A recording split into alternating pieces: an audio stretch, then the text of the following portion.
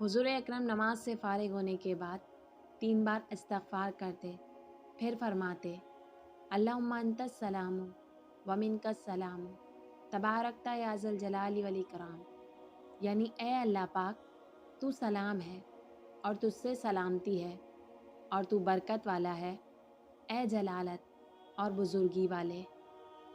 नबी पाक ने इरशाद फरमाया, मीज़ान में जो चीज़ सबसे ज़्यादा भारी होगी वो हुस्न इखलाक है, और जिसमें हुस्न इखलाक हो उसका दर्जा रोज़ेदारों और नमाज़ पढ़ने वालों के बराबर है। प्यारे नबी ने इरशाद फरमाया, वो शख्स ईमान का मज़ा चख लेगा जो अल्लाह को परवरदिगार समझकर, इस्लाम को अपना दीन करार देकर और मोहम्मद को रसूल यकीन करके राज़ी हो गया हो। प्यारे नबी ने इरशाद फरमाया, मेरे हौज़ की लंबाई और चौड़ाई 1 माह की मुसाफ़त है और इसके सब कोने बराबर हैं। इसका पानी चांदी से ज़्यादा सफ़ेद और इसकी खुशबू मुश्क से ज़्यादा अच्छी है। इसके कूज़े आसमान के सितारों जितने हैं। जो शख्स इसका पानी पी लेगा उसको कभी प्यास नहीं लगेगी।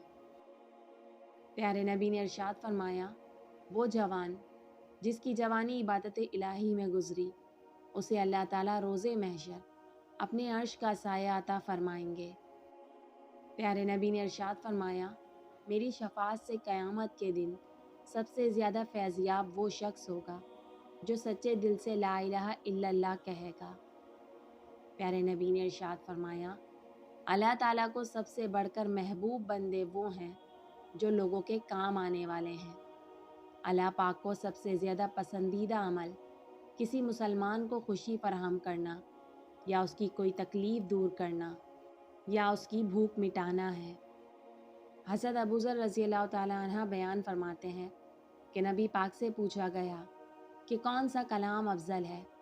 आपने फरमाया, जिसे अल्लाह ने अपने फ़रिश्तों या बंदों के लिए चुन लिया है, यानी सुबहान अल्लाहि व बिहम्दिही